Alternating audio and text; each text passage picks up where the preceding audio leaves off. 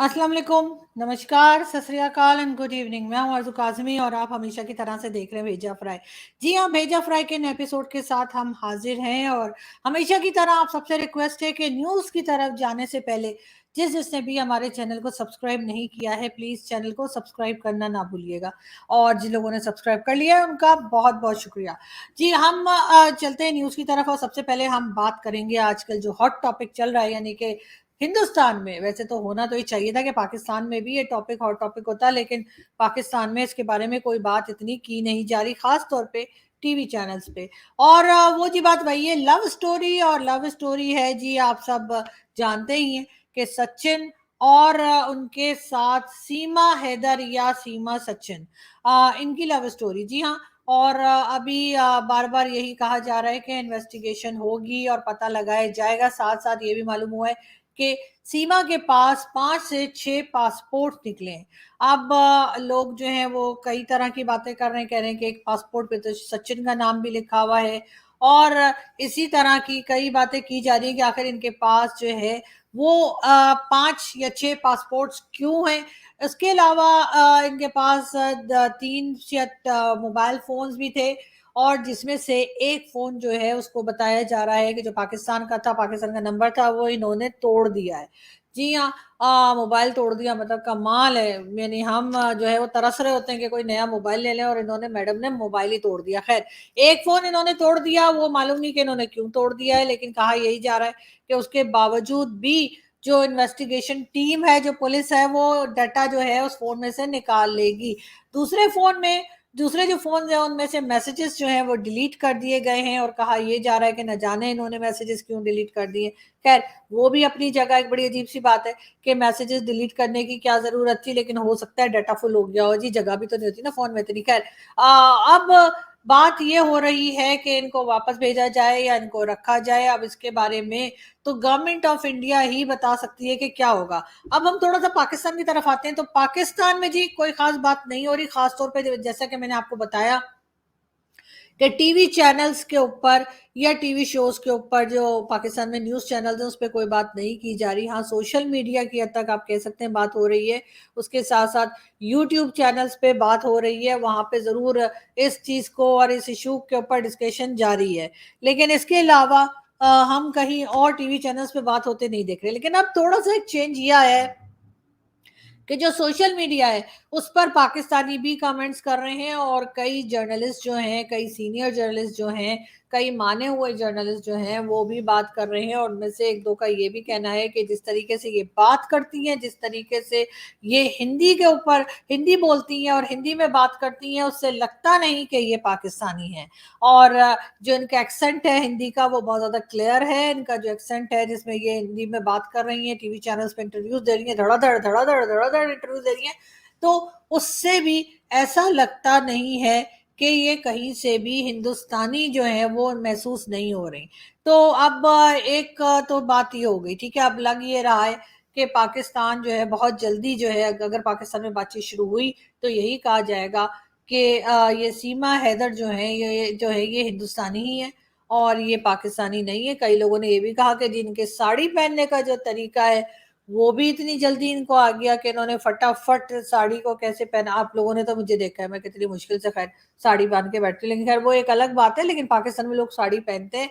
मेरी मदर भी साड़ी पहना करती थी, इवन मेरी मदर की तो शादी भी साड़ी में साड़ी पहनकर हुई थी, तो वो एक अलग चीज़ है। लेकिन बहरहाल इनके लिए कहा जा रहा है कि इंडियन स्टाइल से साड़ी ये बड़े इजीली जो है इन्होंने पहन रखी थी और इस किस्म की कई बातें जो है वो कही जा रही हैं, जिसमें जो ये पूजा वगैरह कर रही हैं या जो हिंदू रसूमात हैं पूजा की वो कर रही हैं, तो उसके ऊपर भी लोगों को हैरत है कि इनको ये सब कुछ कैसे आता है। लेकिन ये हैरत सिर्फ पाकिस्तान में नहीं, हिंदुस्तान में भी है।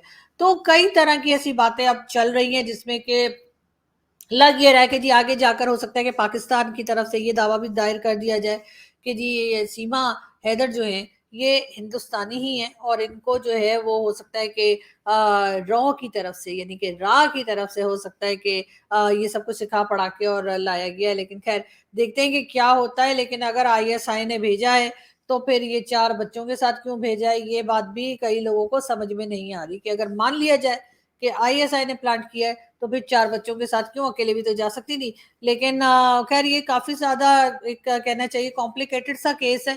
अब इसमें देखते हैं कि क्या होता है और इंडिया की गवर्नमेंट क्या करती है। लेकिन फिर भी अगर ये आपको लगता है कि पाकिस्तान की एजेंट है या पाकिस्तान की कोई जासूस है, पाकिस्तान की एजेंसीज़ की तरफ से भेजी गई हैं, तो यकीनन इंडियन गवर्नमेंट को चाहिए कि इनको बंद करके रखें, इनसे मज़ीद पूछताछ करें और अगर ऐसी कोई बात साबित होती है, तो जो सज़ा होती है जिस मुल्क में वो दें और पाकिस्तान को इन्फॉर्म करें, पाकिस्तान के इदारों को इन्फॉर्म करें, पाकिस्तान की गवर्नमेंट को बताएँ, इन्फॉर्म करें कि जी इस तरह से हुआ है, आप लोगों ने ये भेजा था, ये किया था, जो भी। और अगर आपको लगता है कि ऐसा कुछ नहीं है और फिर भी ये इंडिया में दाखिल हुई हैं बगैर वीज़ा, पासपोर्ट के या बगैर वैलिड डॉक्यूमेंट्स के, तो फिर इनको वाघा बॉर्डर से टाटा बाय-बाय कर दीजिए, ताकि ये पाकिस्तान वापस आएँ। उसके बाद अगर इन्होंने शादी करके जाना है या कोई कुछ भी इन्हें इंडिया में शिफ्ट होना है व्हाटएवर, तो जो एक प्रॉपर लीगल प्रोसीजर है उसको फॉलो करें और उसके बाद ही जो है ये वापस अगर जाना चाहती हैं भारत और भारत में इजाज़त मिलती है वापस आने की, तो ही ये वापस जाएँ। इसलिए कि इस तरह की चीज़ें, इस तरह की कॉम्प्लिकेटेड केस जो है वो हमें ये लग रहा है और कम से कम मैं हालाँकि मैं एज़ अ पाकिस्तानी मैं बिलीव नहीं कर सकती कि जो कहानियाँ ये बता रही हैं बहुत कॉन्फिडेंट लग रही हैं। इतनी कॉन्फिडेंट तो मैं नहीं थी जब मैं फर्स्ट टाइम कैमरा मैंने फेस किया था, जितना कॉन्फिडेंस इनके लहजे में और इनकी बातचीत में दिखाई दे रहा है। साथ-साथ जैसे मैंने कहा कि कई लैंग्वेजेज़ में ये बात कर रही हैं। इनके भाई आर्मी में हैं, मगर इनको पता नहीं है कि किस रैंक पर हैं और ना ही इनके पाकिस्तानी हस्बैंड को ये पता है। अच्छा, पाकिस्तानी हस्बैंड भी मुसलसल इंडियन टीवी पे बैठे हुए हैं और धड़ाधड़ इंटरव्यूज़ दे रहे हैं, लेकिन पाकिस्तानी मीडिया एकदम खामोश है। अब पाकिस्तानी मीडिया खामोश क्यों है, ये बात भी अजीब है, लेकिन हो सकता है पाकिस्तानी मीडिया कह रहा हो कि ठीक है जी, खुद ही कुछ सॉल्व कर लेंगे तो हमें बता देंगे, हमें टाइम ज़ाया करने की क्या ज़रूरत है। बहरहाल जी, हम चलते हैं अगली न्यूज़ की तरफ और फिर जो है आपको जैसे-जैसे अपडेट्स आती गई हमारे पास सीमा हैदर की केस की, हम आपको बताते जाएँगे। पहले हम देखते हैं एक वीडियो और फिर आपसे बात करते हैं। तो मैंने कभी भी ये नहीं सोचा था कि आर्मी चीफ जनरल फैज़ को मैंने बनाना है, क्योंकि मुझे तो पता ही नहीं था बाकी कौन थे जो रनिंग में थे। ये थे इमरान खान, जिनके बारे में बार-बार कहा जाता है कि वो आर्मी चीफ जो है जनरल फैज़ को बनाना चाहते थे, लेकिन इस वक़्त इमरान खान का कहना है कि मुझे तो पता ही नहीं था कि कौन-कौन रनिंग में है। तो खान साहब, आप इतने बेखबर किस्म के प्राइम मिनिस्टर थे कि आपको तो कुछ भी पता नहीं लगता था। आप तो अक्सर कहते थे कि आपको न्यूज़ जो है वो टीवी पे देख के पता लगती है कि अच्छा डॉलर रेट ऊपर हो गया, अच्छा आटा महँगा हो गया, अच्छा चीनी नहीं है। ये चीज़ें आप खुद कहते थे कि जी मैंने टीवी पर देखा तो मुझे पता लगा, वरना तो मुझे मालूम ही नहीं था। तो जब आप इतने बेखबर किस्म के ऐसे प्राइम मिनिस्टरशिप से रहकर गए कि जिसमें आपको किसी बात की खबर ही नहीं थी, तो यकीनन आपको ये भी नहीं पता होगा कि आर्मी चीफ के लिए लिस्ट में किस-किस का नाम है। बहरहाल हम आपको ये भी बताते चलें कि जी पाकिस्तान को एक तो आप जानते ही हैं कि आईएमएफ से $3 बिलियन जो हैं वो मिलने जा रहे हैं और उसको मतलब ओके भी कर दिया गया आईएमएफ की तरफ से। इसके बाद जी सऊदी अरब की बारी आई फिर हमने सऊदी अरब को ज़रा छीला। सऊदी अरब ने जी हमें $2 बिलियन सऊदी अरब ने जो है पाकिस्तान में स्टेट बैंक ऑफ पाकिस्तान को दे दिए हैं। अब जी $1 बिलियन हमने ले लिए हैं यूएई से। यानी कि कहना ये चाहिए कि नवाज़ शरीफ साहब जो कभी हमें यूएई में नज़र आते हैं, तो कभी हमें सऊदी अरब में आजकल हैं वो और उनके लिए कहा जा रहा है कि जी ये नवाज़ शरीफ साहब की मेहनत है, जिसकी वजह से नवाज़ शरीफ साहब ने जा के सबसे बातें की हैं। ऐसा बताया गया है कि जिसकी वजह से पाकिस्तान को धड़ाधड़ ये जो लोन्स हैं, वो मिलते चले जा रहे हैं। अब इस पे भंगड़ा डालना तो बनता नहीं है, लेकिन हमारे लोग फिर भी भंगड़ा डाल रहे हैं कि चाहे वो हमारे फाइनेंस मिनिस्टर इसाक डार हों, चाहे वो हमारे प्राइम मिनिस्टर शहबाज शरीफ हों, हर एक जो है वो खुशी-खुशी ये बता रहा है कि जी हमने बहुत बड़ा कारनामा कर लिया और हमने मतलब अपना कटोरा भर लिया है। वो लोन और भीख हमें मिल चुकी है, लेकिन उस पे खुशी से सब लोग नाच रहे हैं और ये नहीं सोच रहे कि आखिर ये भीख हम कब तक चलाएँगे और इसे माँग-माँग कर हम मुल्क को कब तक आगे लेकर जा सकते हैं। साथ-साथ जी हम ये भी बताते चलें आपको कि प्राइम मिनिस्टर शहबाज शरीफ साहब जो हैं, जी उनका कहना यह है हमारी हुकूमत की मुद्दत 14 अगस्त को ख़त्म हो जाएगी। जी हाँ, ये कहना है शहबाज शरीफ साहब का कि 14 अगस्त को उनकी गवर्नमेंट जो है उसका टेन्योर खत्म हो जाएगा, लेकिन ये नहीं बताया कि वो फिर चले जाएंगे या नहीं चले जाएंगे, क्योंकि कहा तो यही जा रहा है कि उनको कह रहे हैं भाई चले जाओ, लेकिन वो कह रहे हैं कि मेरा दिल नहीं चाह रहा। मगर खैर प्राइम मिनिस्टरशिप पर आने के बाद किसका दिल चाहता है हटने को, ये तो अभी तक पाकिस्तान में किसी ने नहीं कहा कि जी मुझे हटा दीजिए। तो बिल्कुल शहबाज शरीफ साहब के साथ भी ऐसे ही लग रहा है कि शायद वो फिलहाल हटने के मूड में नहीं है। और ये भी कहा जाता जा रहा है कि जी जो हमारे आर्मी चीफ हैं, यानी कि इस वक्त जो हमारे आर्मी चीफ हैं, उनका यानी आसिम मुनीर साहब, उनका ये इरादा है कि थोड़ा सा शहबाज शरीफ साहब को थोड़ा टाइम और दिया जाए और कुछ दिन और वो एज अ प्राइम मिनिस्टर काम करते रहें, क्योंकि आर्मी चीफ का ख्याल ये है कि शायद जब हमारे चीफ जस्टिस, यानी जैसे मैंने आपको पहले बताया कि नए चीफ जस्टिस आएंगे और काजी फायज ईसा, तभी वो ये फैसला होगा कि इमरान खान साहब के लिए फैसला आएगा कि जी ये डिस्क्वालीफाई कर जाएंगे। इमरान खान डिस्क्वालीफाई कर जाएंगे तकरीबन 5 साल के लिए। ये अनाउंसमेंट होते ही इलेक्शन अनाउंस हो जाएगा और जाहिर है उस इलेक्शन में कम से कम इमरान खान तो हिस्सा नहीं ले पाएंगे। और यही कुछ जो है वो गवर्नमेंट भी चाह रही है और यही कुछ इस्टेब्लिशमेंट भी चाह रही है। हालांकि इमरान खान इस्टेब्लिशमेंट के अपने ही चहीते हैं, अपने ही बनाए हुए मोहरे मोहरे हैं, मोहरे हैं, जी हाँ, अपना ही बनाया हुआ गेम है सारा। लेकिन फिर भी इमरान खान जो है वो उनके गले में फंस गए और अब खान साहब को भी वैसे कुछ खास समझ में आ रहा नहीं है। बार बार वो कभी किसी की तरफ देखते हैं तो कभी किसी तरफ देखते हैं, ताकि कहीं से कोई इशारा मिल जाए जिससे ये साबित हो कि जी खान साहब को एक बार फिर लाया जा सकता है। जी, और अब जो नेक्स्ट न्यूज़ है हमारे पास वो वज़ीर आज़म यानी कि शहबाज शरीफ साहब की कौम से आईएमएफ का लोन जो है वो प्रोग्राम, यानी आईएमएफ का प्रोग्राम जिसमें पाकिस्तान गया है, वो मिल जाने की, वो ओके हो जाने के लिए उन्होंने अवाम से अपील की है कि जी आप दुआएं करें। बहरहाल अब बात जो है वो दुआओं तक आ गई है और दुआएं पूरी हो गई हैं, इसलिए कि आईएमएफ प्रोग्राम में पाकिस्तान जा चुका है और ओके भी हो गया है जी $3 बिलियन का लोन। लेकिन अच्छा ही होता कि अगर शहबाज शरीफ साहब ये दुआएं भी करवा लेते कौम से कि आप लोग कुछ, यानी कि हमारे जो पॉलिटिशियंस हैं वो कुछ अकल से काम लें और फैक्ट्रीज ओपन करें, ट्रेड ओपन करें और कुछ काम काज करें, ताकि पाकिस्तान को बार बार इस तरह से कटोरा लेके भीख मांगने की जरूरत ना पड़े। लेकिन खैर पाकिस्तान आजकल कटोरा लेके नहीं जा रहा, आजकल बाल्टी वाल्टी लेके जाते हैं, क्योंकि जी पैसा बहुत चाहिए तो कटोरे में तो आता नहीं है। तो सीधी बात है, इस वजह से बाल्टी लेकर जाने का रिवाज हो गया है। अब देखते हैं कि ये चीज कहाँ तक चलाते हैं और कब तक यही करतूतें करते रहते हैं, क्योंकि सुधरने का तो खैर हम नाम नहीं ले रहे और ना ही हमारा कोई प्रोग्राम है। खैर एक बार फिर शहबाज शरीफ साहब और एक बार फिर शहबाज शरीफ साहब की ही न्यूज। आज शहबाज शरीफ साहब की बड़ी खबरें थी। शहबाज शरीफ साहब कहते हैं सऊदी अरब से $2 अरब आर्मी चीफ की कोशिशों का नतीजा है। जी हाँ, हर चीज का हमारे यहाँ जो है मुबारकबाद जो है आप जानते हैं कि वो आर्मी चीफ को ही दी जाती है। तो शहबाज शरीफ साहब ने पहले ये कहा था कि जो आईएमएफ से पैसा मिला है वो भी आर्मी चीफ की वजह से मिला है। अब कह रहे हैं कि जो पैसा सऊदी अरब से मिल रहा है वो भी आर्मी चीफ की वजह से मिल रहा है। और यकीनन जो $1 बिलियन यूएई से हमने घसीटा है वो भी हमें मिल गया जी। तो वो भी यकीनन आर्मी चीफ की वजह से हुआ होगा। और यही बात है कि जिसकी वजह से सब लोग ये कहते हैं कि जी सारे काम तो आर्मी कर रही है, तो फिर आप लोग आर्मी को ही आने दीजिए, खुल्लम खुल्ला आने दीजिए जी, फिर तो मार्शल लॉ लगा दीजिए, इसलिए कि आप लोगों से तो कुछ होता नहीं है। हर चीज में बूट पॉलिश हो रही है, हर चीज में जो है वो आर्मी को ही जो है हर चीज का जिम्मेदार, यानी हर अच्छी चीज का या हर सक्सेस का जिम्मेदार या हर उस चीज का जिसमें कामयाबी मिल गई है, चाहे वो भीख ही क्यों ना हो, उसका क्रेडिट भी आर्मी चीफ को ही शहबाज शरीफ साहब जो हमारे प्राइम मिनिस्टर हैं वो देते हुए दिखाई देते हैं। इसके अलावा दूसरा कोई काम करते हुए शहबाज शरीफ साहब दिखाई नहीं दे रहे कि कहीं से हमें कुछ ये एहसास हो कि कहीं ट्रेड खोल रहे हैं या कोई और बात कर रहे हैं। खैर हम एक वीडियो देखते हैं और फिर बात करते हैं।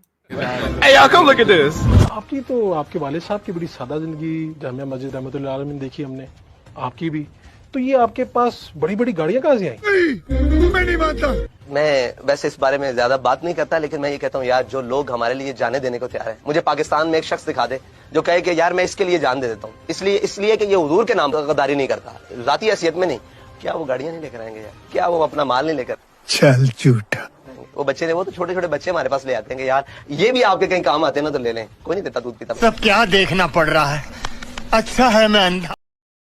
जी, तो ये कितने झूठे लोग हैं जी। ये थे टीएलपी के हेड साद रिजवी और खादिम हुसैन रिजवी के बेटे, और इनकी बड़ी-बड़ी गाड़ियां, बड़े-बड़े घर, और ये लोगों को बताते हैं जी सादा जिंदगी गुजारी है, इसलिए कि ये जिंदगी जो है वो तो थोड़े दिन की है, असल जिंदगी तो वहां होगी मरने के बाद, और वहां पे मिलेंगी हूरें, और वहां पे सारे ऐशो आराम वहीं के लिए, लेकिन अपने लिए यहाँ पर बड़ी-बड़ी गाड़ियां, बड़े-बड़े घर, और यूरोप के और हर जगह के अमेरिका के चक्कर लगाते रहते हैं, चाहे वो ये साद रिजवी हो, चाहे वो मौलाना तारिक जमील हो, या कोई भी दूसरे मुल्ला।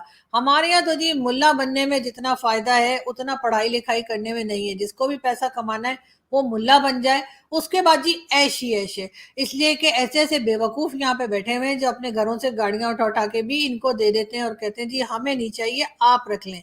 बहरहाल हम जी चलते हैं आगे। हम जिस रास्ते पर जा रहे हैं हम साबित करेंगे कि मुल्क के वफादार हैं जी। ये कहना है बिल्कुल मौलाना फजलुर रहमान का, यानी कि खुद ये वफादार हैं, बाकी सब गद्दार हैं। ये सबको गद्दारी का सर्टिफिकेट बांटते हैं सिवाय अपने। लेकिन इन मुल्ला से भी कब जान छुटेगी पता नहीं पाकिस्तान की। मुझे तो नहीं लगता कि कभी ऐसा होने जा रहा है। साथ ही साथ जी हम आपको बता दें कि जी पीटीआई को इलेक्शन में हिस्सा लेने की इजाजत ना दी जाए। राणा साहब का कहना यह है कि पीटीआई यानी जो इमरान खान की पार्टी है उसको इलेक्शन में हिस्सा लेने की इजाजत ना दी जाए। बस कर दें राणा सनाउल्लाह साहब, आखिर कब तक आप ये तमाशा करते रहेंगे। ये आप वही काम कर रहे हैं जो नवाज शरीफ साहब के साथ हुआ था कि वो इलेक्शन में हिस्सा ना ले, और आप सेम वही चीज अब इमरान खान साहब के साथ करने की कोशिश कर रहे हैं। इतना क्या खौफ है आपको खान साहब का, इतना मत डरिए। खान साहब को आने दीजिए इलेक्शन में, और मजा तो तभी आता है सर जब कोई स्ट्रॉन्ग किस्म का कंपटीशन हो सामने, तभी लड़कर, तभी जीतकर, और तभी कोशिश करके जब आप जीतेंगे इलेक्शन, या कोई दूसरी पार्टी जीतेगी, तो फिर मजा तो तभी आएगा सर। ऐसे अकेले खेलना, अकेले ही जीत जाना, ये तो मेरा ख्याल है कुछ ठीक नहीं है। तो मगर लग बहरहाल फिर भी यही रहा है कि इमरान खान साहब को इलेक्शन में आने की इजाजत नहीं मिलेगी, और इमरान खान डिस्क्वालीफाई हो जाएंगे। इस तरह से पीएमएलएन और पीपल्स पार्टी बगैर इलेक्शन लड़े ही जीत जाएगी। और उस जीत को बहरहाल हम जीत नहीं कहते, वो फ्रॉड होता है। ये फ्रॉड पहले भी होता रहा है। 2018 में भी जब इमरान खान को लाया गया था 2018 में, ये फ्रॉड उस वक्त भी किया गया था। लेकिन कोई जरूरी नहीं कि अगर इमरान खान के टाइम पे कोई बात गलत की गई हो तो उस गलती को फिर रिपीट किया जाए। तो इसलिए मेरा ख्याल है इमरान खान को डिस्क्वालीफाई नहीं करना चाहिए। इमरान खान को पूरी आजादी होनी चाहिए कि वो इलेक्शन में हिस्सा ले सके। आखिर वो भी इस मुल्क के सिटीजन भी है, पॉलिटिशियन भी है, और पहले प्राइम मिनिस्टर भी रह चुके हैं। चाहे जैसे मर्जी, अगर आप ये कहते हैं इमरान खान को लाया गया और किसी और सब लोग बाकी वोट से आए, तो ये भी एक सफेद झूठ है। इसलिए कि इमरान खान को तो खैर बहुत ही धूम धड़के से लाया गया, हर तरह से मदद करके लाया गया, बगैर किसी के, यानी कि भाई लोग के तो आ ही नहीं सकते थे, तो ये हम मानते हैं। मगर क्या नवाज शरीफ साहब जो हैं वो बगैर एस्टेब्लिशमेंट के कभी प्राइम मिनिस्टर बने? क्या जरदारी साहब बगैर एस्टेब्लिशमेंट के बन पाए हैं सदर? या बेनजीर भुट्टो साहिबा जो थी, क्या वो भी बगैर एस्टेब्लिशमेंट के प्राइम मिनिस्टर बनी थी? या जुल्फिकार अली भुट्टो कभी बने प्राइम मिनिस्टर बगैर एस्टेब्लिशमेंट के, बगैर फौज की मदद के? नहीं, ऐसा कभी नहीं हुआ। यहाँ तक कि इस वक्त बिलावल भुट्टो जरदारी जो फॉरेन मिनिस्टर बने हैं, वो भी एस्टेब्लिशमेंट की ही मदद से, फौज की ही मदद से बने। तो इसलिए अगर इमरान खान साहब ने भी ऐसा किया तो मेरा ख्याल है कि कोई खास नई बात नहीं है। असल बात तो तब होगी जब आप सारी पॉलिटिकल पार्टीज को इलेक्शन में आने देंगे और फौज से कहेंगे साइड पर हो जाइए, बॉर्डर पे जाइए, जाके टीटीपी से लड़िए, या फिर इंडिया की तरफ खड़े हो जाइए। कुछ तो काम कीजिए, लेकिन जो भी कीजिए अपने अपनी ड्यूटी दीजिए जो आप जिस काम के लिए आपको रखा गया है। बाकी पॉलिटिक्स को हमें खुद ही करने दे, पॉलिटिशियंस को ही पॉलिटिक्स में हिस्सा लेने दे, तो ही बेहतर होगा। मगर ये कहेगा कौन? इसलिए कि सारे पॉलिटिशियन तो बूट पॉलिश करने में लगे होते हैं, और यही इनको आदत पड़ गई है, और उसमें से ये खुद नहीं निकल पा रहे। फौजी तो हो सकता है अपने बूट बचा रहे हो, लेकिन ये नहीं छोड़ रहे बेचारे, तो क्या किया जाए।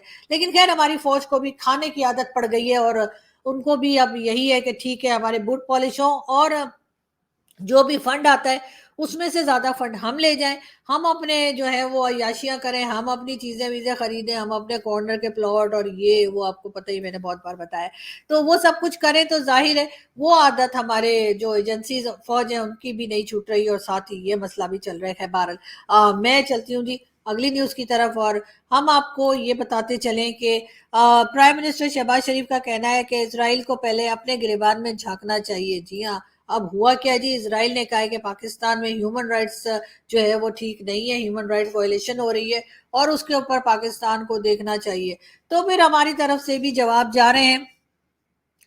उनका कहना ये है प्राइम मिनिस्टर का कि जी वो इजराइल कह रहा है पाकिस्तान में जुल्म और ज्यादती हो रही है, जो कि खुद फलस्तीन में ज्यादती कर रहा है।